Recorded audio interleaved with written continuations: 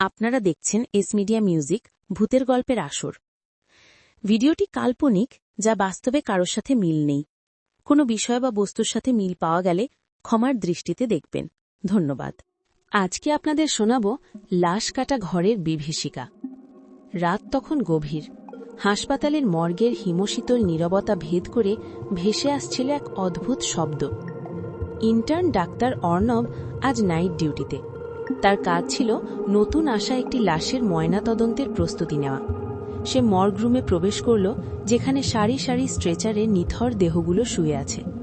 আজকের লাশটি ছিল এক রহস্যময় বৃদ্ধার, যাকে এক নির্জন রাস্তা থেকে তুলে আনা হয়েছিল। তার মৃত্যুর কারণ ছিল অজানা। অর্ণব ঝুড়ি, কাঁচি আর অন্যান্য যন্ত্রপাতির সরঞ্জাম প্রস্তুত করতে লাগল। হঠাৎ তার মনে হল যেন কেউ তাকে পেছন থেকে দেখছে। সে দ্রুত পেছনে ফিরল, কিন্তু কেউ নেই, শুধু নিস্তব্ধতা আর লাশের সারি। অর্ণব নিজেকে শান্ত করার চেষ্টা করল।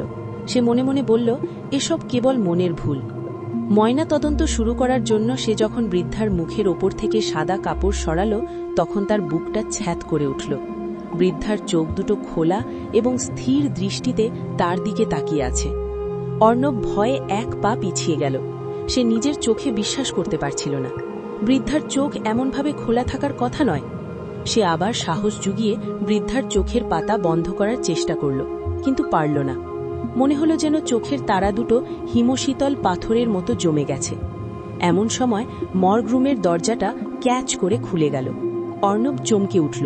সে দ্রুত দরজার দিকে তাকালো, কিন্তু সেখানেও কেউ নেই।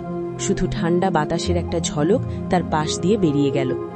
এবার অর্ণবের হাত পা ঠান্ডা হতে শুরু করল।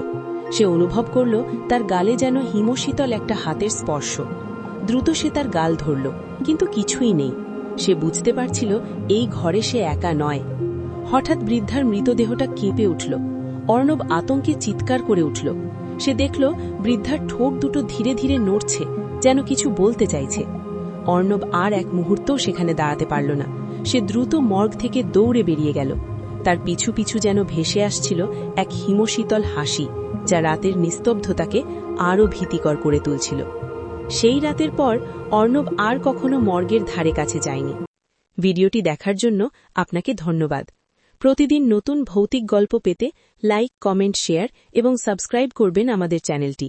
দেখা হবে পরের কোনো ভৌতিক গল্পে।